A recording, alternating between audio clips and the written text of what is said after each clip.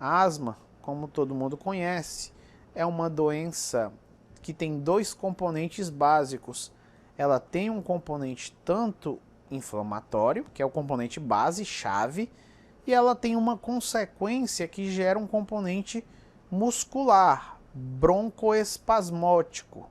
Ou seja, o brônquio, devido a esse processo de inflamação crônica das vias aéreas, ele fica hiperresponsivo, ele fica hipersensível. Então, qualquer fator alérgico vai gerar uma resposta broncoconstritora. A gente chama isso de broncoespasmo.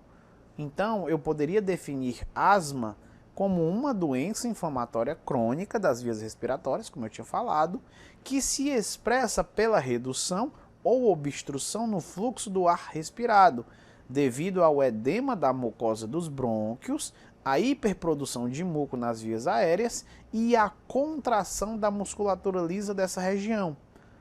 Então é uma doença que ela começa do ponto de vista inflamatório, e essa inflamação crônica, como eu falei, vai mudando os brônquios e bronquíolos, tanto estruturalmente quanto funcionalmente, e vai gerar hiperprodução de muco. Então os brônquios vão ficar cheios dessa secreção de muco, e a musculatura, como eu havia falado, vai ficar hipersensível e hiperreativa, se contraindo a qualquer fator alérgeno, ou até às vezes a mudanças climáticas. Aqui está mostrando alguns passos básicos da resposta asmática. Então, normalmente a gente tem sempre alérgenos no ar inspirado, eles vão chegar no epitélio do pulmão, no epitélio do aparelho respiratório, eles vão ser endocitados, capturados pelas células dendríticas, que são células apresentadoras de antígenos. Aí essas células vão apresentar esses antígenos dos alérgenos às células T virgens.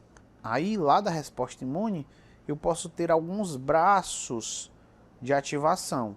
Os braços mais importantes aqui são ou se vai ativar a via TH1 ou a via TH2.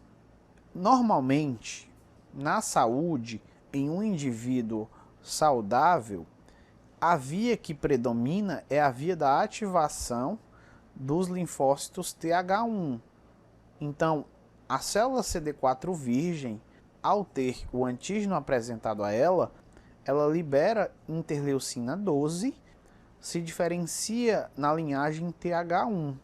Aí, a partir daqui, ela vai liberar interferon gama, interleucina 2, TNF-alfa, e isso vai causar uma ativação basal de macrófagos, que vão lá fazer uma limpa desses alérgenos, tudo isso no nível fisiológico, no qual não vai causar nenhuma alteração na estrutura e nem na função dos brônquios. Também ela vai levar a uma liberação basal em baixos níveis de IgG, que é uma imunoglobulina que atua também nos brônquios, e esses mecanismos juntos vão promover a homeostasia lá do aparelho respiratório. Assim, na asma, ou seja, num paciente asmático, quando o antígeno do alérgeno é apresentado à célula T virgem, ela, ao invés de liberar interleucina 12, ela vai liberar interleucina 4, causando assim diferenciação na linhagem TH2. A linhagem TH2, que é uma resposta mais humoral do que a resposta TH1, que é mais celular, a resposta TH2 vai combinar com a secreção da interleucina 4, 5, 6, 9, 10, 12. Essas interleucinas vão causar a ativação de eosinófilos, de mastócitos e de plasmócitos. Então eu vou ter a liberação maciça de vários fatores pró-inflamatórios, como leucotrienos, citocinas, proteína básica principal, histamina e uma liberação acentuada de IgE. Todos esses fatores pró-inflamatórios, eles vão culminar com uma alteração estrutural dos brônquios. Sobretudo, eu vou ter hiperplasia das células caliciformes, fibrose subepitelial, edema das vias aéreas causado pelo excesso de secreção. Eu vou ter hipertrofia também. Eu vou ter hipertrofia e hiperplasia das células musculares, assim como hiperreatividade e hipersensibilidade, como eu havia falado. Tudo isso vai combinar com o que a gente conhece por asma. Brônquio normal, brônquio asmático, ele é mais fortinho, ele tem uma hipertrofia maior, como a gente pode ver. E nas crises asmáticas a gente tem tanto aumento da contratilidade quanto aumento da secreção de muco.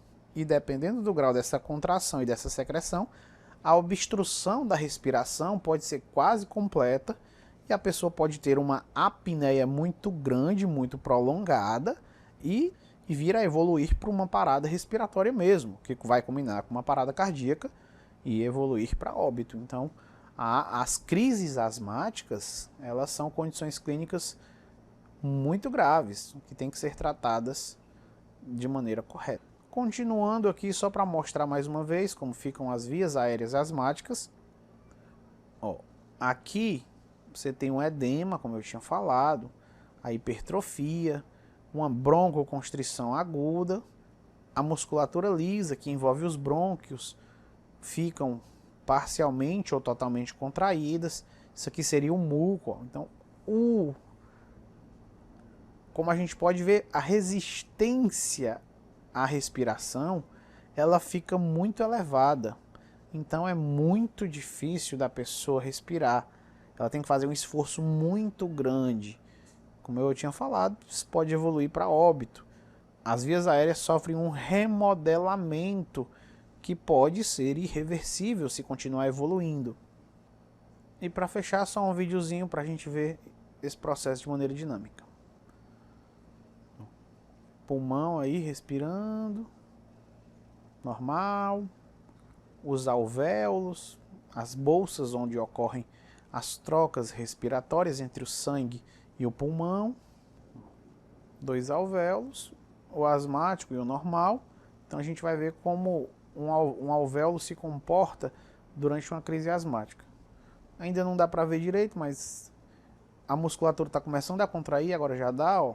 Está começando a secretar muco também, ou seja, o diâmetro das vias aéreas vão começar a diminuir.